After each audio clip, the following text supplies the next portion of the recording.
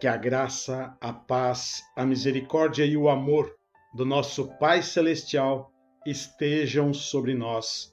Em nome de Jesus, que assim seja sobre você e sobre a tua família. Estamos fazendo uma série de reflexões sobre o livro Caminho a Cristo. Mais especificamente, o capítulo intitulado O Privilégio de Falar com Deus. Esse capítulo fala exclusivamente da oração e nos dá alguns conselhos cristãos sobre a prática da oração. Quero ler para você, junto com você, mais um parágrafo deste capítulo e fazer alguns comentários. E em seguida, fazermos uma oração invocando as bênçãos de Deus. Tá bom? Me acompanhe. Deus não espera que nos tornemos eremitas ou monges e que nos isolemos do mundo, a fim de nos tornar interessados em atos de adoração. Ou seja, nós não precisamos nos isolar das pessoas, nos tornar eremitas. O que é um eremita? Alguém que vive na solidão, isolado, enclausurado. Ou um monge, para nos tornarmos interessados em atos de adoração. Deus não quer isso de nós. Nossa vida deve ser igual à de Cristo. Como cristãos, esse título cristãos significa que nós devemos imitar aquele a quem seguimos, que é Cristo. Então a nossa vida deve ser igual à de Cristo, nos dividindo entre o monte da oração e o contato com as multidões. Exatamente, Jesus era um homem de oração. Ele dividia sempre a sua vida entre noites orando, subia aos montes para orar e descia dos montes fortalecido por meio da comunhão com Deus, da oração, e tinha contato com multidões. Multidões o seguiam. Certa vez uma mulher tocou na sua veste.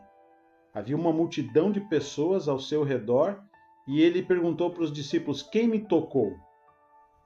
E os discípulos disseram: Mestre, o senhor está sendo oprimido aí, prensado aí por essas pessoas, por essa multidão, e o senhor pergunta quem lhe tocou? E Jesus disse: alguém me tocou porque eu senti que de mim saiu virtude, saiu poder. E foi o toque da fé. Aquela mulher que tinha o fluxo de sangue foi curada. Jesus tinha esse contato com as multidões. Multidões o seguiam. Mas ele tinha momentos de reclusão, de oração, em cima dos montes. Geralmente os seus maiores milagres foram realizados após noites em oração. Então a nossa vida deve ser igual a de Cristo. Nós temos que ter o nosso momento de comunhão com Deus, de oração, mas temos que ter também a nossa vida no meio da multidão, testemunhando, para que de nós também saia a virtude que abençoe as pessoas que terão contato conosco. Porque, afinal de contas, quando temos uma vida de oração e comunhão com Jesus, estamos repletos do Espírito de Cristo. E devemos dividir esse Espírito com as pessoas que estão ao nosso redor, no nosso cotidiano. Então, a nossa vida deve ser igual a de Cristo, nos dividindo entre o monte da oração e o contato com as multidões. Aquele que nada faz além de orar, pessoa que só vive para orar, em breve abandonará essa prática. Suas orações acabarão se tornando uma formalidade rotineira.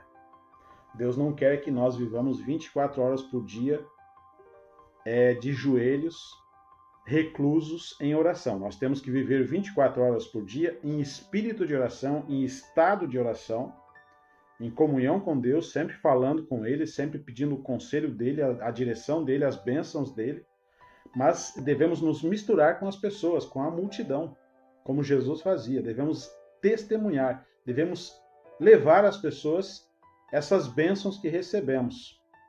Porque aquele que nada faz além de orar, ou vai abandonar essa prática, ou as suas orações se tornarão rotineiras, se tornarão formais. Quando as pessoas se afastam da vida em sociedade e ficam distantes da esfera do dever cristão, deixando de levar sua cruz, quando deixam de trabalhar de maneira dedicada pelo Mestre, aquele que por elas se entregou, acabam perdendo o objetivo essencial da oração e o estímulo à devoção. Então, se nós não fizermos a nossa parte na esfera do dever cristão, se nós não testemunharmos, não levarmos a nossa cruz em serviço para o Mestre, para Jesus, ou seja, se nós não testemunharmos, se nós não evangelizarmos, as nossas orações perderão sentido. E diz mais aqui que as pessoas, elas perderão não apenas o sentido da oração, mas as suas orações se tornarão pessoais e egoístas. Veja, você não vai ter uma vida de oração intercessora por ninguém, se você não se misturar, se você não testemunhar, se você não tiver contato com as multidões como Jesus tinha. Deus quer que as nossas orações tenham um objetivo maior, que sejam não apenas orações pessoais, mas sejam orações intercessoras. Então, suas orações se tornarão pessoais egoístas. Não conseguem orar em favor dos necessitados e das necessidades dos outros, nem pelo estabelecimento do reino de Cristo, suplicando forças para o trabalho. Então, aquele que não trabalha para o Mestre, que não testemunha, que não evangeliza, a sua vida de oração perde o sentido. Então, nós temos que ter essa vida de oração, de comunhão com Deus, mas com o objetivo de levar o Evangelho, com o objetivo de dar o testemunho, de ter o contato com as pessoas. Tá bom?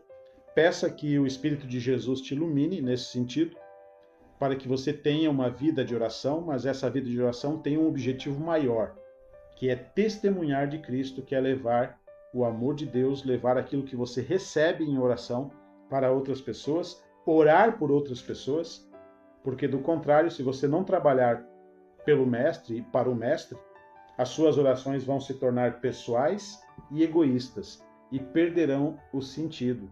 Acabarão sendo orações rotineiras, monótonas, repetitivas, e quando você está envolvido, quando você está comprometido com o Evangelho, com o testemunho em favor de Cristo para outras pessoas, as suas orações têm um objetivo maior, que é interceder por essas pessoas, orar em favor delas.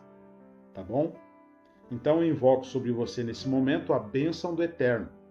Essa bênção está lá em Números capítulo 6, verso 24 a 26, quando o próprio Deus prometeu que abençoaria os seus filhos ao declarar: que o Senhor te abençoe e te guarde, que o Senhor faça resplandecer o seu rosto sobre ti e tenha misericórdia de ti, que o Senhor sobre ti levante o seu rosto e te dê a paz.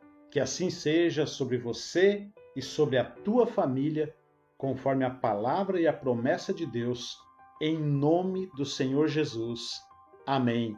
Amém e amém. Graças a Deus.